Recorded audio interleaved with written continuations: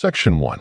Hey guys, tonight we drift back to a winter night in 1642, cold winds howling outside a drafty English farmhouse, as if nature itself were slightly alarmed about what was about to happen. Inside, a premature baby is being swaddled in wool and worry, his mother whispering prayers, and the midwife muttering about how he fits in a teacup. Spoiler: he lives. This baby's name is Isaac Newton. So, before you get comfortable, take a moment to like the video and subscribe, but only if you genuinely enjoy what I do here. Let me know in the comments where you're listening from and what time it is there. Now, dim the lights, maybe turn on a fan for that soft background hum, and let's ease into tonight's journey together. You pace gently through the hay-strewn corridors of Woolsthorpe Manor, a modest farmhouse in rural Lincolnshire, England. There's a fireplace crackling, a storm outside, and an infant Isaac glaring at the rafters as if he already suspects gravity might be involved. He was born 3 months early, so small and fragile the servants assumed he wouldn't last the night. But Isaac Newton is not here to make anyone comfortable. His father had already died before he was born, which may explain part of the stormy disposition. His mother remarries when he's just 3 and ships him off to live with his grandparents, because nothing says healthy emotional foundation like abandonment and cows that he grows up quiet, withdrawn, slightly suspicious of everything. As a child, he builds windmills, mechanical dolls, and one memorable mouse-powered cart. He doesn't play with other kids. He stares at water wheels. He writes notes in the margins of books like, "I punched so-and-so in the face today. He deserved it." Historians still debate whether Newton was introverted or simply busy judging everyone for not inventing calculus yet. You follow young Isaac through the woods, where he sketches birds and scribbles calculations on bark. He carves sundials, observes shadows, measures the tilt of sunlight like it's out to get him. One of his first obsessions? Time, how to track it, quantify it, maybe even bend it if the sun would just cooperate. Back at school, he's an average student until one day, seemingly out of spite, he decides to become top of the class. He competes academically like it's a blood sport. His notebooks are filled with diagrams, clockwork schematics, and angry poetic fragments directed at boys who teased him. He is not chilled uppy wise teens. He's essentially built a DIY lab in the attic, filled with glass, mirrors, weights, and probably a few surprised insects. His teachers notice. So do his classmates. They steer clear. Newton begins attending the King's School in Grantham, where he boards at an apothecary's home. There, he experiments with chemicals and reads late into the night by candlelight, probably muttering things like, "I'll show them all," in a British whisper.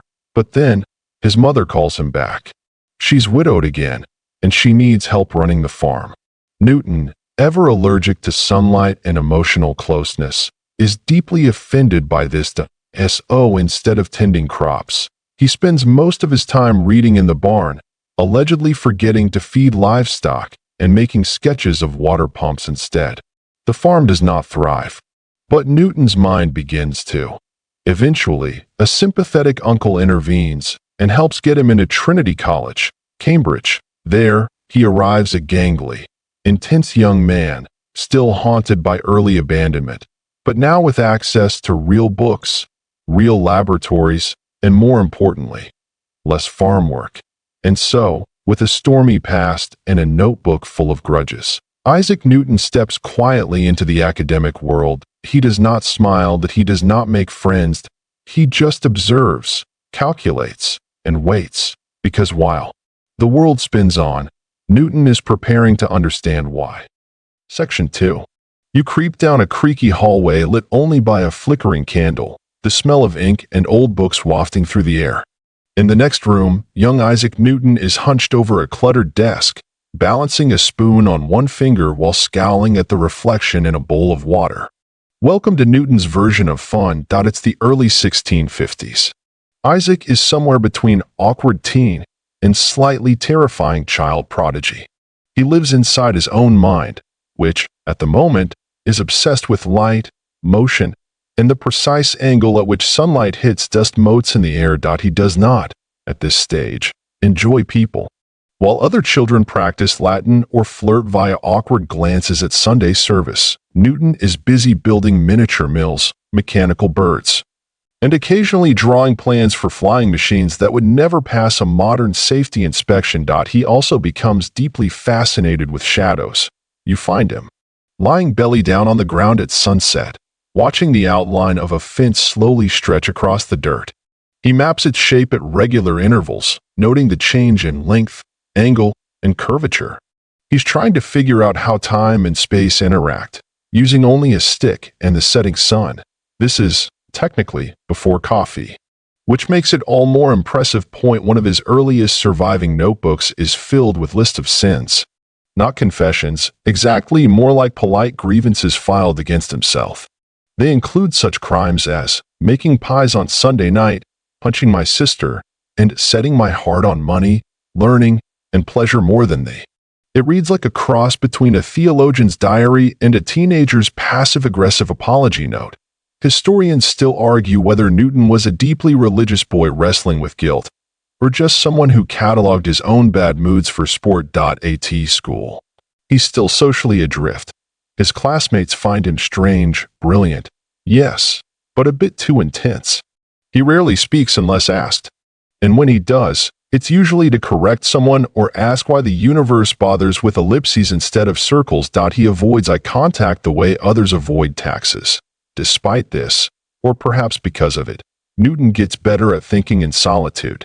He teaches himself Euclidean geometry and begins tackling ideas about motion long before anyone tells him to. He's also increasingly drawn to mirrors, not in a vain way, but because they bounce light, and that is interesting. One of his favorite experiments at this time, staring into a mirror in the dark and shining a sliver of sunlight into one eye. Repeatedly. For science. At one point, he literally sticks a bodkin, a blunt needle, into the side of his eyeball to observe the patterns of light that result. He presses, gently, and documents the squiggly burst of color and darkness. Then he writes it all down like it was perfectly normal behavior. This is the beginning of his optics obsession, but also a solid clue that Newton is not wired like the rest of us. At home, he keeps tinkering. He builds sundials for neighbors, studies the stars, and invents new ways of measuring wind direction, water pressure, and probably the level of annoyance in sheep bleats. You find him one night staring at candle smoke, mumbling about air currents and wondering if it's possible to weigh flame. He doesn't attend dances. He doesn't ride horses for fun. He doesn't laugh easily. What he does do is watch, measure, and record, endlessly, with the persistence of someone who suspects the universe is hiding things from him and intends to catch it in the ACT. By the time he enters Cambridge at age 18, he's already halfway down a path few others can even see, and though the next few years will bring war, plague, and long periods of isolation, Newton won't flinch, because solitude, for him, is not a punishment. It's where the stars become diagrams, and shadows whisper their secrets. Section 3. Uis open the heavy door to a dorm room at Trinity College, Cambridge, where the air smells faintly of ink, damp wool, and unresolved tension. Inside, Isaac Newton is pacing, barefoot, through a maze of books, loose paper, and half-finished diagrams. He's muttering to himself in Latin and occasionally stopping to glare at a sunbeam like it just insulted his math. It's the 1660s, and England is wobbling through restoration politics, bad weather, and the looming specter of the Great Plague. But Newton? Newton is mostly annoyed that the university curriculum isn't moving fast enough. At this point, he's a scholarship student, technically poor, emotionally wealthy in disdain. His classmates are reading Aristotle and practicing classical rhetoric. Newton is teaching himself Descartes, Kepler, and Galileo, scribbling complicated notations into the margins with increasing frustration. He builds his own library by borrowing, copying, and mentally demolishing the arguments of long-dead scholars. He absorbs optics, mathematics, astronomy, and a whole category he calls natural philosophy, which is basically physics before it got a cooler name. But then plague hits. The university shuts down. Students flee. Cambridge becomes a ghost town of lecture halls and leftover sandwiches. Newton returns home to Woolsthorpe Manor. And that's when things get weirdly productive. For most people, pandemic lockdowns mean banana bread or binge watching. For Newton, plague years become the most intellectually fertile period of his entire life. Historians call it his annus mirabilis, his year of wonders. It's actually closer to 2. You walk into the small attic of the manor.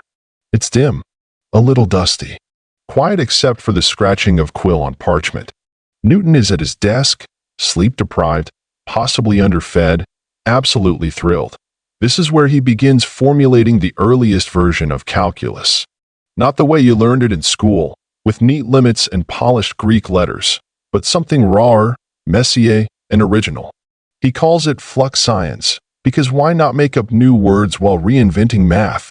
He uses it to study the motion of objects, especially falling ones. He tries to describe how things accelerate, not just that they do, but how fast, how predictably, how continuously, while others are sewing masks or making tinctures. Newton is defining instantaneous rates of change with the casual intensity of someone rearranging the fabric of time, but he's not done. In the orchard outside the manor, he watches apples fall.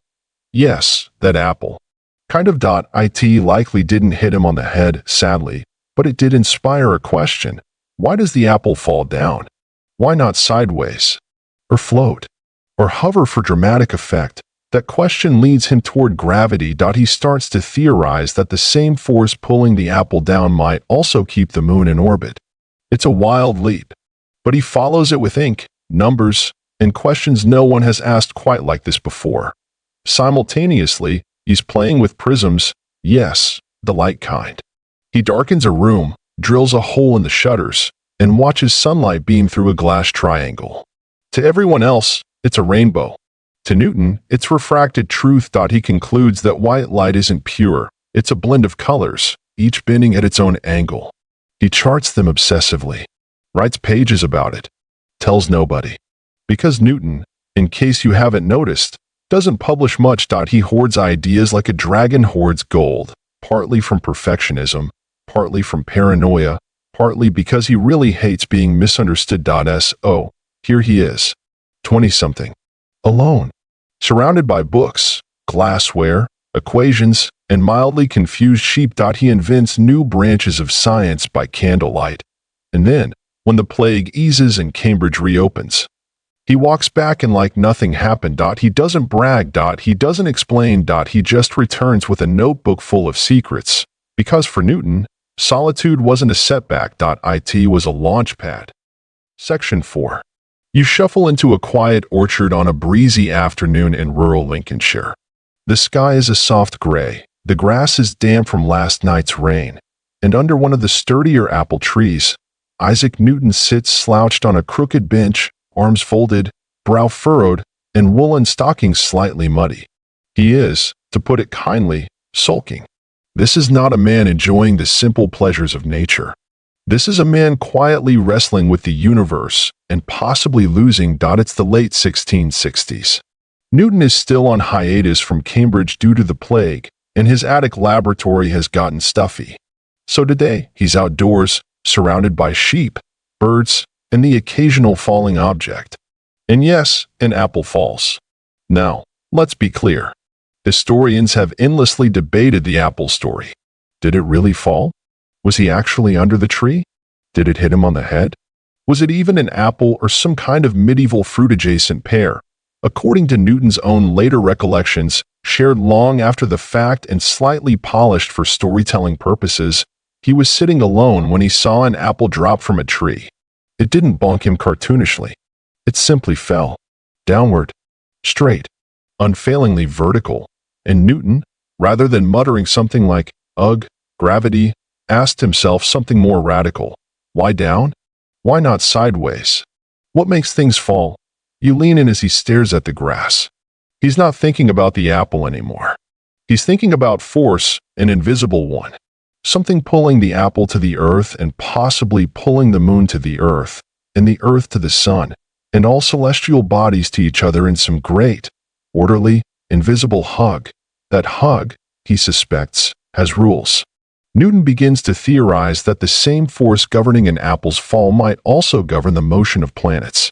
That gravity, though weak and quiet, operates across space predictably, mathematically, universally. This is a leap few others have made. Most thinkers at the time assumed earthly physics and celestial motion were two separate things. Apples obeyed one set of rules, planets another, but Newton, with a sheep bleating nearby and a warm breeze tousling his wig, dares to suggest they might be the same. He calls it universal gravitation, not publicly, of course. That would involve publishing. Instead, he jots ideas into a notebook, makes sketches, and casually invents the groundwork for classical mechanics, then goes home for dinner. Later, in his attic, he refines it with math, his freshly invented calculus, which still doesn't technically exist in anyone else's universe. He starts doing mad lad math with orbits, ellipses, tangents, centripetal acceleration. He runs numbers to check if gravity, falling off a tree-like height, could, if extended far enough, explain the moon's path around Earth. It works. He doesn't shout. He doesn't celebrate. He quietly folds the paper, marks the corner with a tiny ink blot, and places it under a book about comets.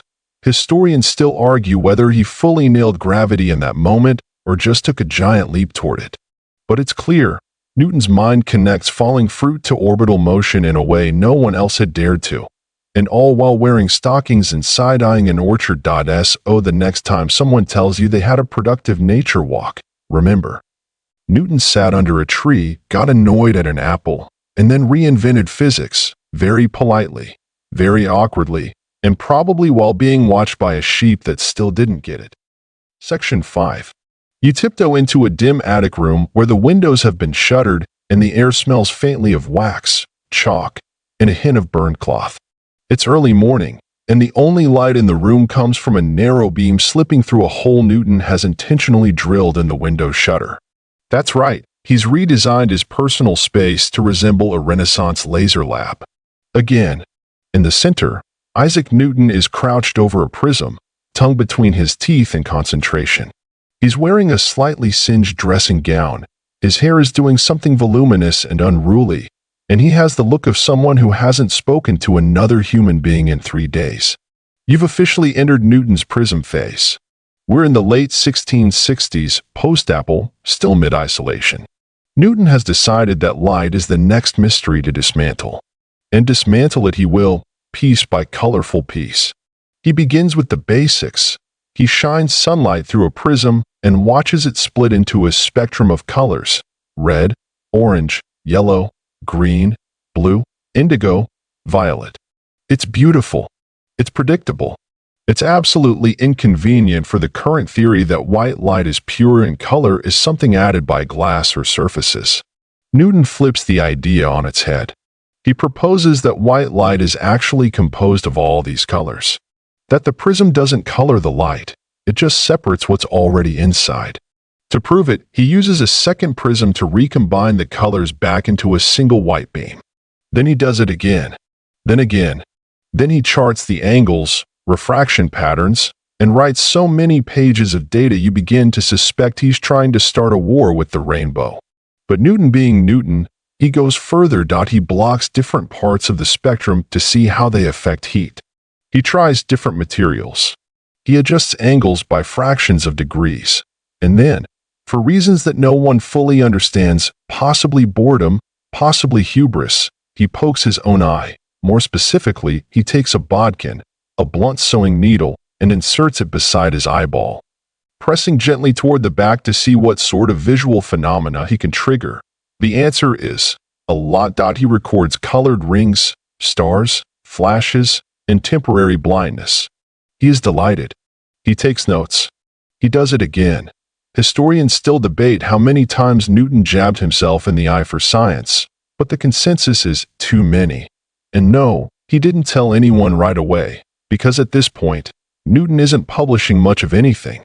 Despite discovering groundbreaking principles of light, color, and human ocular tolerance, he mostly keeps it to himself. Maybe because he fears criticism. Maybe because he enjoys hoarding knowledge like a dragon with parchment. Or maybe because he just hasn't found the right kind of ink.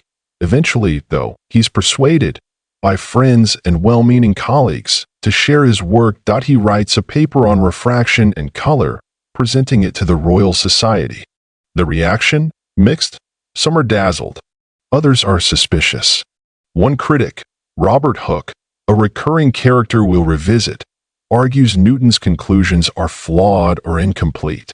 He even accuses Newton of misunderstanding his own prism. Newton does not take this well. He withdraws, becomes reclusive again, shuts the shutters tighter, starts working on mirrors instead of lenses, because if the world won't see the truth in glass, maybe it'll see it in reflection.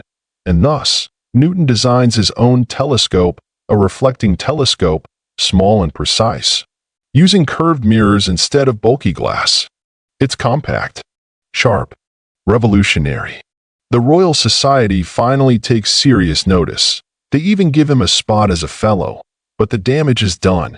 Newton will never forget the criticism, or the way his ideas were questioned, or the fact that the Royal Society was underwhelming.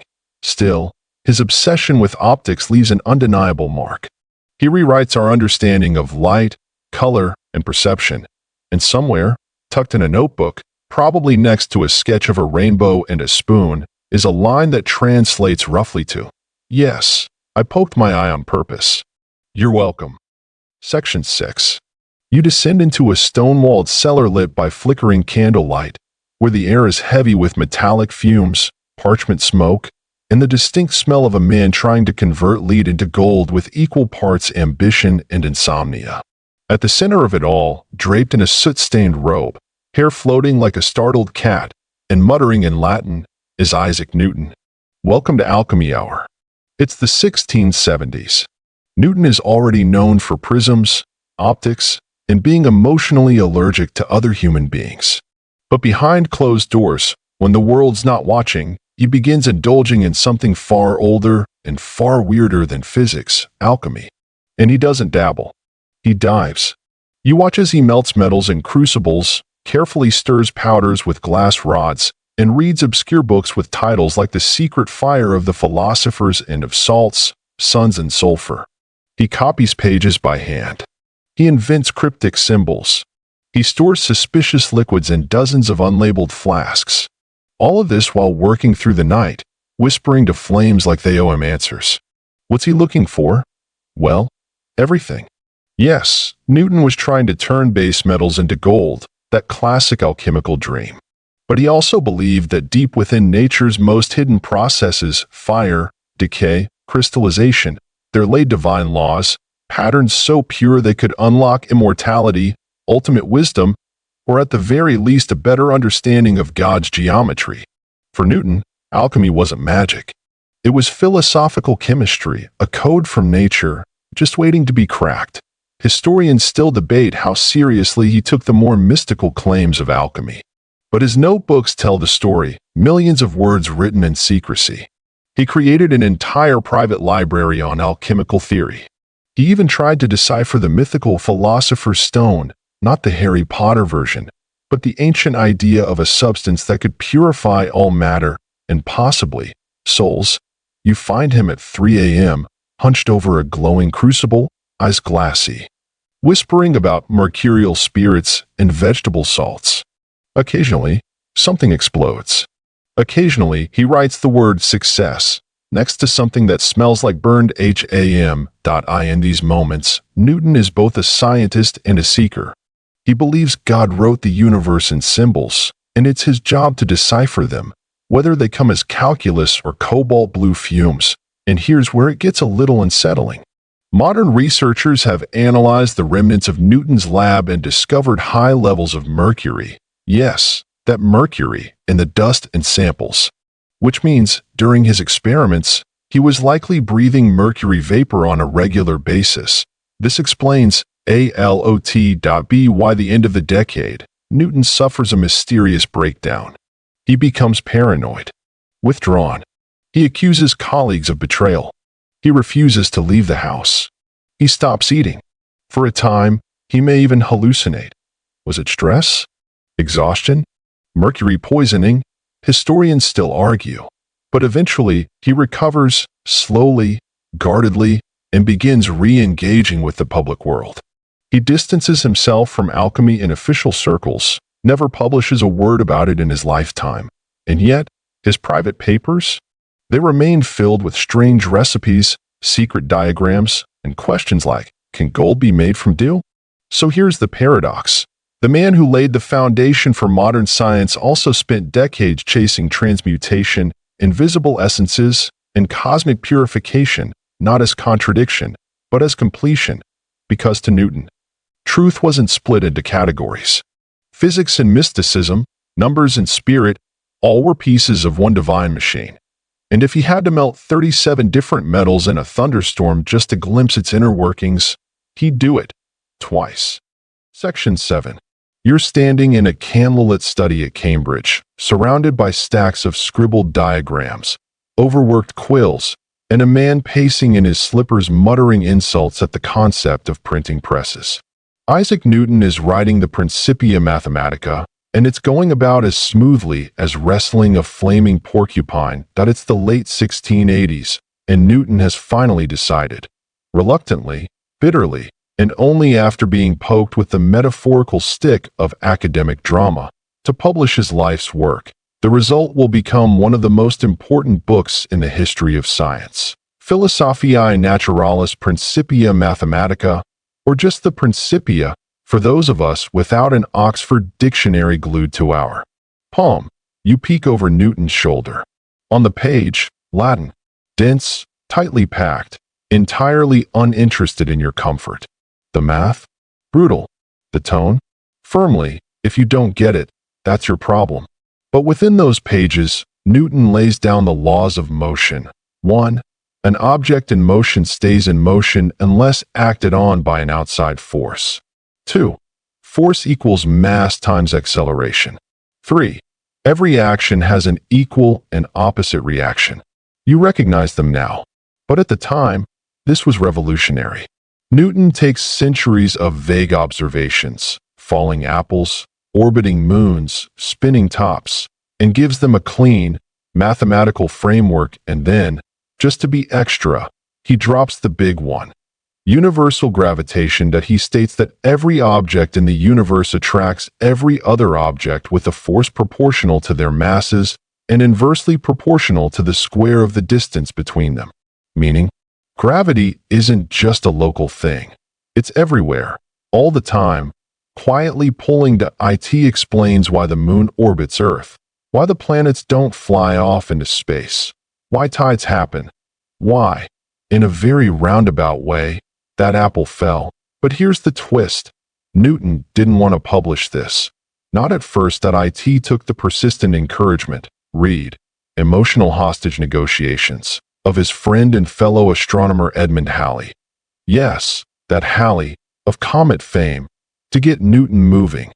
Halley visits Newton to ask a simple question about planetary motion, and Newton casually says, "Oh, I already solved that." Then disappears into a cupboard and returns with a stack of notes thicker than a loaf of rye bread. Halley is floored. He begs Newton to write it up. Newton resists. Halley offers to pay for the publication himself. Newton reluctantly agrees, but spends most of the writing process muttering about fonts, typesetters, and how everyone is wrong except him. Along the way, old rivalries resurface, especially with Robert Hooke, the scientist who once criticized Newton's optics work and now claims to have thought of gravity first. Newton responds by removing all mention of Hooke's name from the final draft. Permanently. Historians still argue about whether this was petty or principled. Spoiler, it was both. The Principia is published in 1687 at the reception. Mixed at first. It's not exactly beach reading. But among serious scientists, the effect is seismic. It provides the mechanical blueprint for the universe. Motion, force, inertia, all wrapped in mathematical certainty. Newton effectively makes the cosmos predictable. You could now, in theory, calculate the trajectory of a cannonball, a moon, and a planet using the same equations. It's the birth of classical mechanics. And yet, Newton's personal reaction is muted that he doesn't throw a party. He doesn't tour. He mostly returns to his notes, annoyed by the printing errors and privately fuming over the people who didn't praise it fast enough. Because for Newton, truth is sacred, but recognition, optional, preferably whispered. From a safe distance. Section 8. You open the door to a well-furnished chamber in post-Restoration England, where polished wood gleams, portraits frown disapprovingly from the walls, and a very famous man is furiously crossing something out with a quill like it just personally insulted his honor. Isaac Newton is officially famous now, but is he happy about it? Absolutely not. It's the 1690s, and after the publication of the Principia, Newton's status has shifted from that weird guy in Cambridge who pokes his eye to living scientific legend. Across Europe, he's recognized as the man who made the heavens calculable and apples academic. His laws of motion are being taught, copied, and admired. Royalty name drops him. Scientists quote him. Students pretend to understand him. And Isaac? He loathes the attention. You find him alone at his desk, surrounded by stacks of correspondence from admirers, critics, and other scholars. He reads each letter with suspicion, like it's a cleverly disguised insult. He answers the way a porcupine hugs, spiky, reluctant, and always with one eye on potential betrayal that he's made it. And now he's mad about it. That let's start with Leibniz. The German philosopher-mathematician Gottfried Wilhelm Leibniz also independently invented calculus, and, unfortunately, published it first. Newton, who had scribbled his own version in private years earlier, loses his mind. Cue the Great Calculus War. The debate over who invented it first spirals into one of the most epic, passive-aggressive scientific feuds in history. Letters fly. Accusations pile. Scholarly articles are published with all the diplomacy of a tavern brawl. Newton, despite being more famous, writes anonymously to defend himself, because nothing says academic composure like arguing with someone under a fake name. He even chairs the Royal Society committee tasked with investigating the dispute. Guess what? They side with Newton. Guess who wrote the final report? Also Newton. Historians still debate the fairness of the verdict, but Newton walks away feeling vindicated, if not exactly soothed. Then there's the tension with Robert Hooke, longtime rival, fellow scientist, and persistent thorn in Newton's side. Hooke dies in 1703, which solves the tension somewhat permanently. Soon after, Newton is elected president of the Royal Society and immediately takes steps to erase Hooke's legacy, including possibly having no portrait of Hooke preserved in the Society's records. Coincidence? Let's just say Newton was tidy with his enemies. And yet, for all his grumbles and grudges, Newton's influence keeps growing. His name becomes synonymous with reason, structure, and genius. He's invited to meetings with kings. His face appears on medals. He's offered honors, pensions, and enough velvet coats to start a boutique. But fame sits on him like a scratchy collar that he doesn't want your applause. He wants your silence while he calculates. Still, he does make some peace with power. In 1696, he accepts a very curious job offer. Warden of the Royal Mint. It means moving to London, trading the spires of Cambridge for the smell of coin smelting and the joy of spreadsheets. He takes it, and suddenly, Newton, once the isolated scholar in the attic, is now in the thick of England's financial machinery, wearing a wig, attending meetings, and occasionally issuing arrest warrants that he may be cranky, he may be suspicious. But Isaac Newton, whether he likes it or not, has become a national institution. And the next chapter? Oh, he's going to fight counterfeiters, with math and petty vengeance. Section 9. You enter a quiet chamber lined with leather-bound books, antique desks, and an absurd number of monocles. Somewhere, a goose-feather quill scratches furiously across parchment. Welcome to the great calculus fight, a battle waged not with swords, but with Latin, footnotes, and spectacularly passive-aggressive correspondence. On one side, Isaac Newton, England's resident genius, father of gravity, and man who distrusts publishers almost as much as he distrusts compliments. On the other, Gottfried Wilhelm Leibniz, German polymath, philosopher, diplomat, and all-around intellectual overachiever with a suspiciously efficient publishing schedule. The battleground? Calculus. Or, as Newton called it, the method of flux science, and as Leibniz called it, calculus. Which is catchier? And printed first. Here's the timeline. More or less, 1666, Newton develops the foundations of calculus during his plague year sabbatical, but keeps it tucked in his private notes like a shy diary entry. 1684. Leibniz publishes his version of calculus, using modern notation, dy/dx, and, crucially, his name. 1687. Newton publishes the Principia, which uses calculus principles, but doesn't call them that or explain the method in detail. So when other mathematicians begin praising Leibniz's version and using his symbols, Newton begins to quietly boil. You find him hunched at his desk, rereading Leibniz's papers with narrowed eyes, muttering things like, "I did this first. I just didn't publish it, or tell anyone, or write it in German." The tension builds over years. Polite letters are exchanged, then less polite ones. Then thinly veiled accusations start appearing in journals. By 1704, Newton anonymously publishes a book called De Quadratura Curvarum, finally describing his version of calculus and clearly implying that Leibniz stole it. Anonymously. Like a gentleman. Or a Bond villain. Leibniz, for his part, maintains that he developed it independently. He acknowledges Newton's early ideas, but insists his own method, notation, and approach were original. Also, he has receipts, published papers from the 1680s. But Newton has something better. The Royal Society. In 1712, the Society publishes an official investigation into the priority dispute. It concludes that Newton was the true inventor of calculus. Guess who wrote the report? Newton. Himself. In secret. While pretending he didn't. It's academic theater at its finest.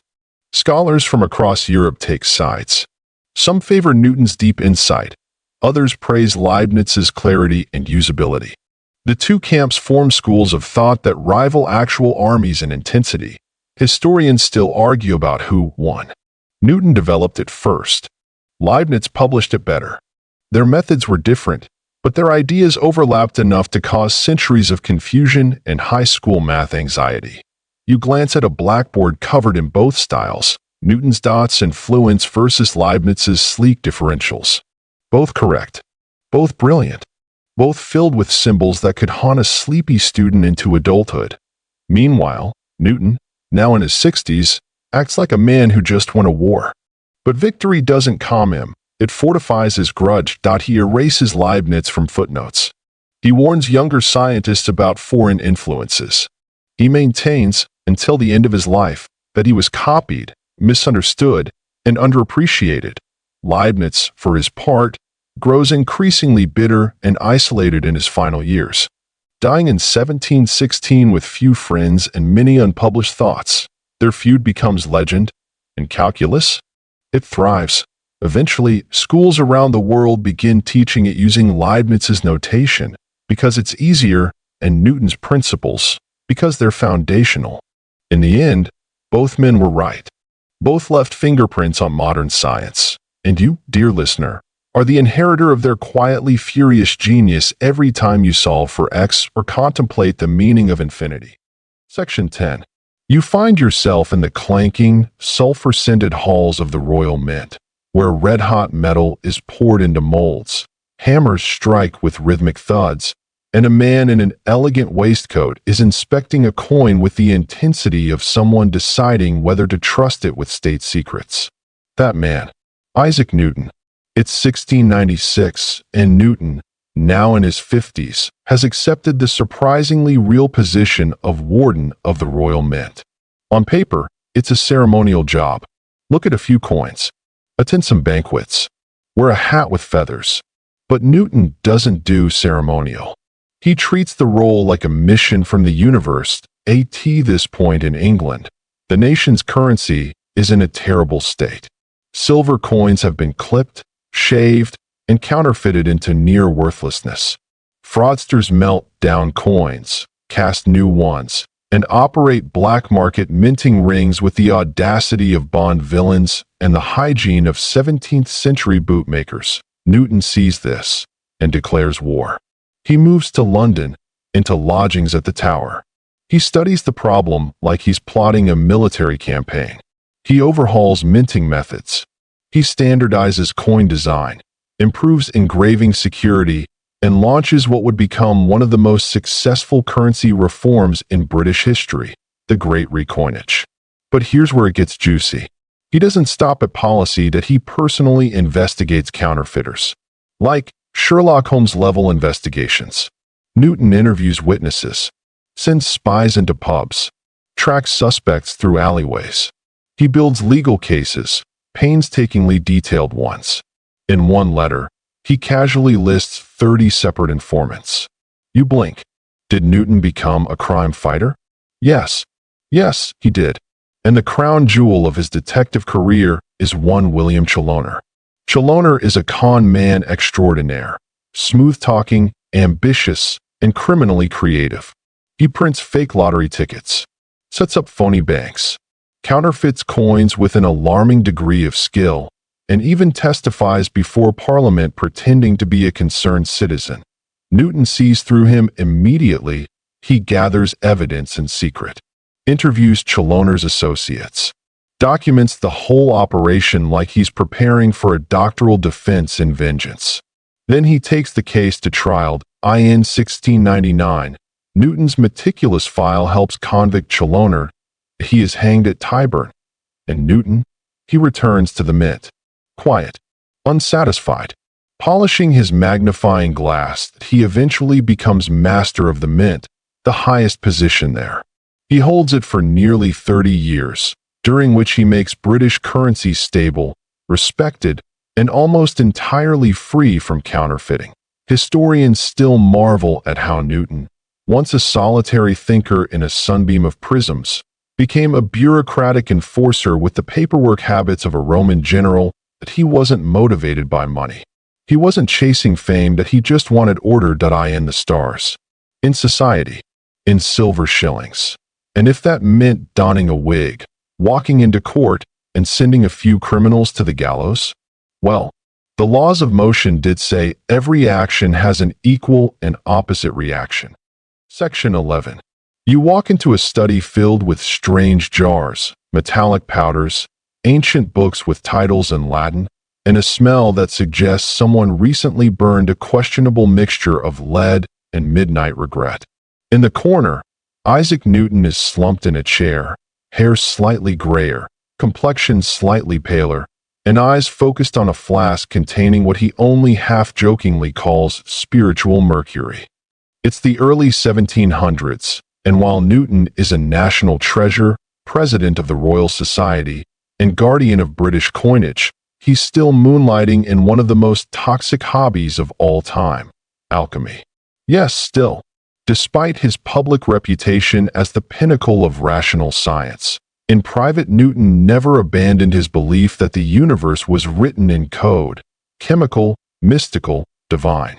And so, late at night, he returns to his furnace and crucibles, mixing compounds, distilling essences, and documenting what he finds in coded notebooks using symbols that look like rejected astrological glyphs. What is he trying to do? Not exactly make gold anymore. Though he wouldn't say no. He's looking for purity, the hidden, essential structure of matter. Something that connects God, nature, and the soul.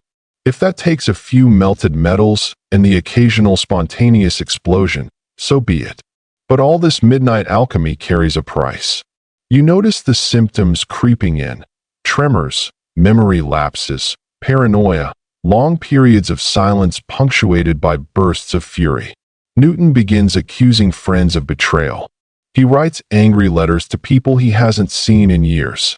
At one point, he locks himself indoors for weeks, refusing visitors, refusing food, and possibly holding long, tense arguments with his own reflection. What's happening? Modern historians believe Newton may have been suffering from chronic mercury poisoning, traces of mercury were later found in preserved strands of his hair, dozens of times higher than safe levels. And not just mercury. Lead, arsenic, antimony. His private laboratory reads like the periodic table's criminal record. And he was absorbing it all. Through fumes. Through spills. Through his obsession. He never admits he's sick. He insists he's just busy. Focused. Overwhelmed by the grand vision of the cosmos. But the truth is, Newton is in a slow-motion breakdown. At one point, he writes to a friend, "I have neither eaten nor slept well these 12 months." Which is probably the most British way to say, I'm unraveling into cosmic dust. And yet, through it all, he keeps working. He attends meetings, manages the mint, oversees scientific publications, rewrites the laws of optics.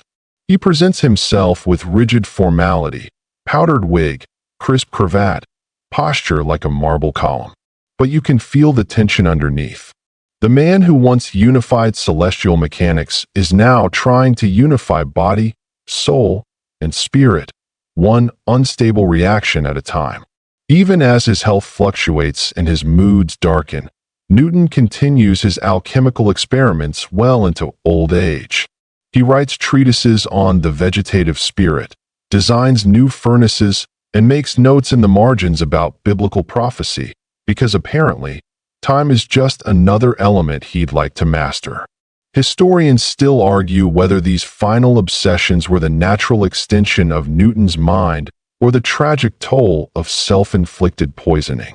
What's certain is that Newton never drew a line between science and spirituality. For him, truth was total, whether in falling apples or sublimated gold. And if he lost a few brain cells along the way, he probably considered it a fair trade. Section 12. You step into a grand old hall in London, where powdered wigs bob politely beneath a ceiling lined with oil paintings and the smell of ink, leather, and fragile egos hangs in the air. This is the meeting room of the Royal Society, England's most prestigious scientific club. And seated firmly at its head, quill in one hand and eyebrow permanently raised, is Sir Isaac Newton. It's the early 1700s, and Newton, now in his 60s, is no longer just the math guy with gravity opinions. He is now president of the Royal Society, knighted, glorified, and given the scientific equivalent of absolute power over one of the most influential academic institutions in Europe. This, as it turns out, is both a blessing and a terrifying administrative decision. Because while Newton is a genius, he's also Newton. He remembers slights. He mistrusts novelty. And he very much likes things done his way. You watch as he opens a meeting by dramatically crossing out a proposal without reading it. He replaces the society's printer. He bans certain formats. He delays anything he doesn't like, and sometimes forgets to tell the authors. He is the human version of a locked filing cabinet. One of his most infamous power moves? The Flamsteed incident. John Flamsteed, the royal astronomer, had spent decades compiling celestial data. Newton wants it. Flamsteed isn't done. Newton takes it anyway. He arranges to publish it under the Society's authority. Flamsteed sues. Newton is furious. Books are burned. Friendships are destroyed. Polite scientific letters are weaponized with footnotes. You sip your tea nervously. This is scholarly warfare, 18th century edition. Then comes the Gottfried Leibniz feud again. Even after Leibniz dies in 1716, Newton continues ensuring that any mention of calculus in the Society's publications uses his own notation and narrative. He never lets it go, because Newton never forgets, and never truly forgives. But despite the paranoia, the micromanaging, and the footnote vendettas, the Royal Society flourishes. He oversees the publication of groundbreaking work, including early electricity experiments, plant studies, and mathematical theories that would shape the Enlightenment. Under his tenure, the Society becomes more than just a club for clever men. It becomes a temple of empirical reason, albeit one with an extremely picky high priest. Visitors from abroad marvel at Newton's command. Diplomats name-drop him. Students dream of studying under him. His signature, scrawled across Society documents, becomes a seal of authority. And yet, you see a loneliness behind his eyes. Newton never married. He never had children. He had few close friends, and most of those either drifted away or became part of his long list of imagined enemies. Even now, in his twilight years, he spends his evenings alone, editing manuscripts, revisiting alchemical scrolls, or calculating how far light bends in water droplets. By day, he runs the Royal Society like a scientific autocrat. By night, he's still that boy from Lincolnshire questioning the cosmos, suspicious of apples, and endlessly sketching what might lie just beyond the visible spectrum. Historians still debate how much damage Newton did with his authoritarian tendencies. But one thing's clear, he shaped science not just with ideas, but with power. Raw, administrative, stubborn power.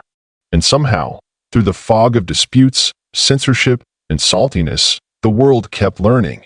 Because Newton didn't just ask the big questions. He controlled who got to answer them. Section 13. You enter a shadowy chamber filled with ancient scrolls, theological treatises, and the unmistakable odor of candle wax that has long outstayed its welcome. At a desk, surrounded by Hebrew dictionaries and stacks of Revelation commentaries, sits Isaac Newton, scribbling furiously with a look that says, "Yes, I calculated the end times. No, I'm not sharing my snacks." Welcome to Newton's apocalypse era. We're in the early 1700s, and while Newton is still master of the mint and president of the Royal Society, he's also spending an increasing amount of time privately deciphering biblical prophecy. Yes, really. By candlelight, he's poring over the book of Daniel, Revelation, and ancient timelines, trying to extract divine codes using math, astronomy, and a little Old Testament drama. He's not just studying theology, he's attempting to build a prophetic calculator. And you watch, mildly stunned, as Newton methodically aligns verses with historical events, multiplies durations of judgment, converts Hebrew prophetic days into actual calendar years, and applies all of it with the precision of someone balancing the end of the world against a ledger. The result? He predicts that the world will not end before the year 2060.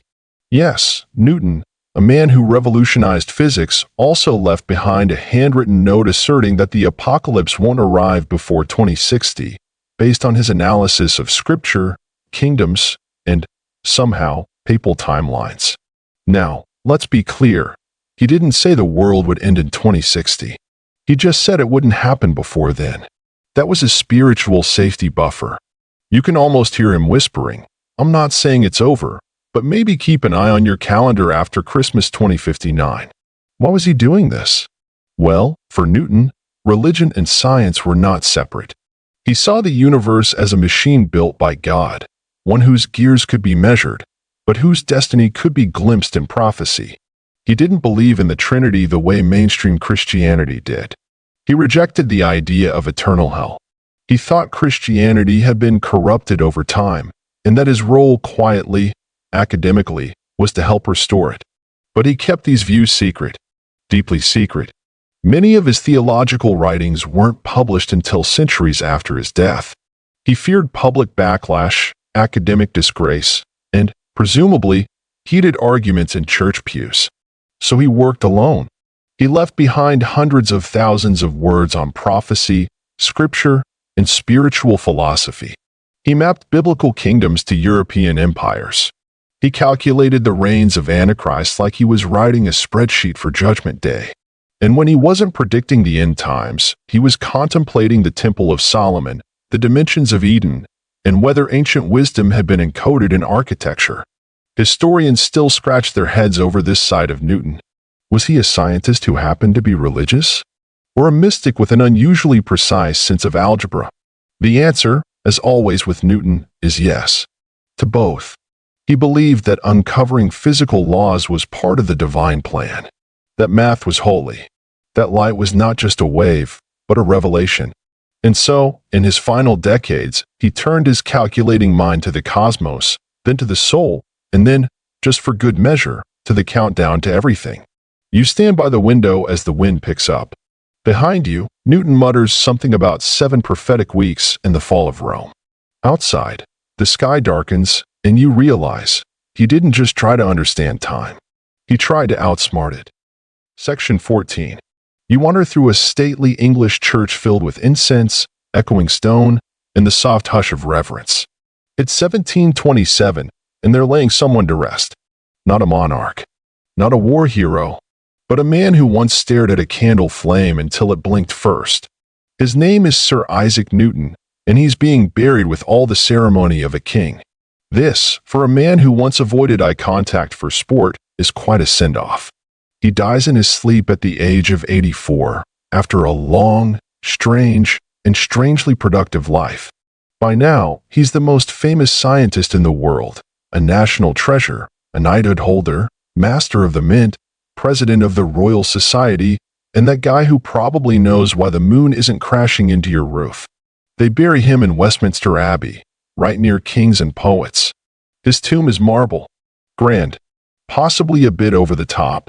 A Latin inscription compares him to the stars. But Newton's legacy doesn't stop at his grave. Almost immediately, he becomes a symbol of reason, of intellect, of Enlightenment glory. Statues rise. Schools bear his name.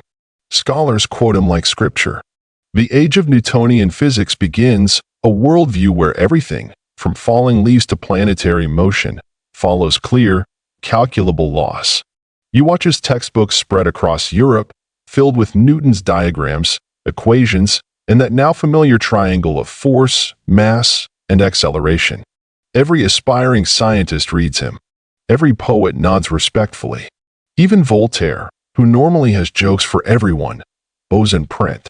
He becomes a mythic figure, the wise sage who sat under a tree and unlocked the heavens. The apple story becomes official lore. Polished fruit appears in portraits. Tourists flock to the orchard at Woolsthorpe hoping for a glimpse of gravity's sacred birthplace. Never mind that Newton also spent decades trying to decode the Book of Revelation. That part, they quietly edit out. Instead, public memory polishes him down to a neat package, the man who explained everything. Never mind the grudges, the anonymous essays, the eye-poking. He becomes the gold standard of genius. Of course, new thinkers will come. Einstein will challenge his view of gravity. Quantum physicists will complicate his tidy mechanics. But even they will tip their metaphorical hats to the man who made science feel like something solid, like laws carved in marble. Today, you'll find Newton on coins, in stained glass windows, and fictional cameos involving time travel and witty apples. His equations are carved above doors. His name is whispered in physics classrooms when students first meet inertia and wonder why they can't just float to lunch. Historians still argue over which part of his legacy matters most. The physics? The calculus? The mint reform? The prophetic math? The truth is, it's the whole Newton package. A man who believed the universe could be measured, understood, and possibly, if you squint hard enough, translated into divine language. He left behind no children, no heirs, just the sense that the world makes slightly more sense than it did before he got here. And all because one day, a man in wool stockings looked at a falling apple and said, "Why?" Section 15. You're curled up in a modern library lounge or perhaps scrolling late night on your phone, and you suddenly notice something. Isaac Newton is everywhere. Not literally, he's not hiding under the coffee table, but his shadow lingers in equations, school posters, commemorative coins, bedtime trivia, and even memes. Welcome to the age of Newton the mascot. 300 years after his death, Newton has become the science world's first true icon, prepackaged, classroom-approved, and instantly recognizable. You say his name and get instant hits, apples, gravity, and that one photo where he's very serious next to a prism. And yet, if you look closer, beyond the statues and postage stamps, you find something stranger. Because Newton isn't famous just because he was right. He's famous because he felt like certainty in an uncertain world.